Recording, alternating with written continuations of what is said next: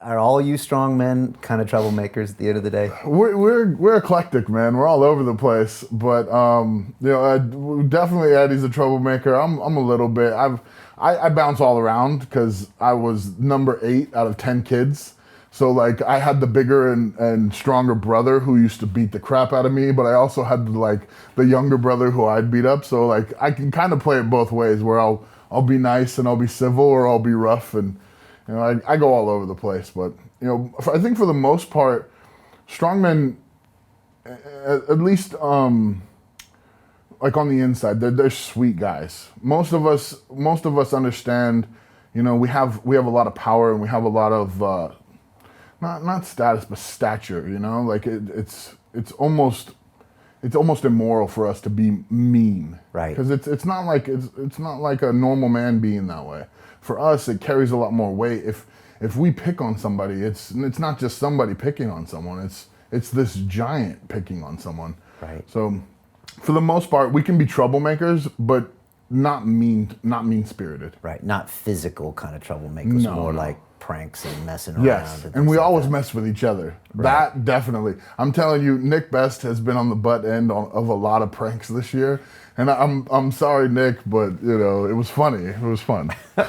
So this whole television show, I mean, it's 4 of you, right? So Nick and Eddie and Brian and you, and they put you together, and there's banter going on, but you're also going back through history Yeah. and researching like all of these different strongman feats and testing them. What's it been like doing that? It's fun, of course. It feels almost like we grew a reverence for these characters. There's so many guys like Thomas Topham and all these other characters. We did a guy, Peter Francisco, who was a soldier in the American Revolution, which, I mean, it's been a long time. There's no sore spots for English-American relations anymore. We're all allies now. Yeah. But he was a soldier in the American Revolution. This guy was 6'10", and back in 1776, which is it's unheard of. And he fought in the war at 16. He survived being shot and stabbed and all these crazy things. And I mean, there's stories of him after a battle. There was a cannon stuck on the field, and he, instead of letting the French and instead of letting the British take it after the battle, he picks it up and carries it off the field just so he could hold on to it. And this guy, just largely unknown. And even though George Washington's quote is on his gravestone, it says that he was a one-man army and the war wouldn't have been the same without him. But I had never heard of him. And just getting to tell his story and kind of get a little love out there, it also, in my opinion, there's really only one time when you die, and that's when people stop speaking your name. And I believe that us carrying on their legacy just kind of keeps them alive a little bit longer. Does it give your job a little more perspective? Definitely. And it kind of centers us. We go home, and I can only speak for myself, but I always sit there and I realize, like my grandchildren are going to know about this. And it also carries back to what I said earlier about picking on people. There's so much more weight to what we're doing. People are going to remember what you're doing. You want to be the best person you can. Yeah. Yeah. You have a history degree. Do most people have the wrong conception about strongmen? I mean, you guys on the show all seem like smart guys, you're fun guys, you're accomplished guys. You're not just a bunch of meatheads. No, there are a lot of us that are meatheads. Okay. And we're definitely like, at least part meathead. Like you'll see me in the gym and you'll be like, Jesus, But we are, slightly civilized, slightly. Okay. All right.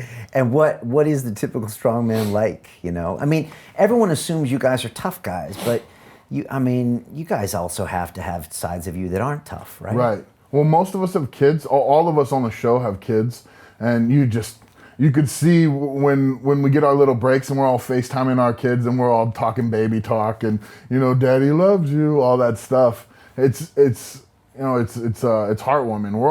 We're all gentle giants, and a lot of us even got picked on as kids because we grew up chubby and just out of place. And you have to find yourself as you're growing, and all kids do. It's just, again, you stand out as an adult because you're so big. You also stand out as a child when you're big. Right. And so having all of that, and having your families and everything going on, it really makes for a well-rounded character most of the time. And I can't say everybody's that way. I mean, I'm sure you could run into a strongman who is totally the opposite of what I'm saying. But at least for the four of us, I feel like we're all big-hearted, gentle giants. Yeah, you know, we had a guy named Jeff Thompson that was here who went on to become a great writer and a BAFTA award-winning filmmaker, but he worked the door in Coventry, which is this really rough city here in the UK. And I know you did some time on the door. And he used to always say that the doormen, a lot of the big guys, and sometimes the bodybuilders, sometimes are the scaredest guys in the room, you know? And a lot of times that they put this whole thing up as kind of this protection. Right. But deep inside, they're sometimes scared. Oh, and sometimes they lash out to kind of hide that fear. Right. Do you feel it sometimes? Definitely. I mean, especially when I grew up working the door. I worked at a big venue, not huge, but a big bar venue in Santa Cruz, California called Catalyst. And we would have concerts, like, not giant shows, but we would have like Willie Nelson come through, and I was security for B.B. King and Snoop Dogg and stuff like that. It was really cool time in my life. But you would have situations happen. I remember one night when Hank Williams Jr. was playing, we had I'm not going to say which biker gang, because again, I could, you know, but there was a biker group in there. And there was a few of them who were being a little too rough with one of the women there.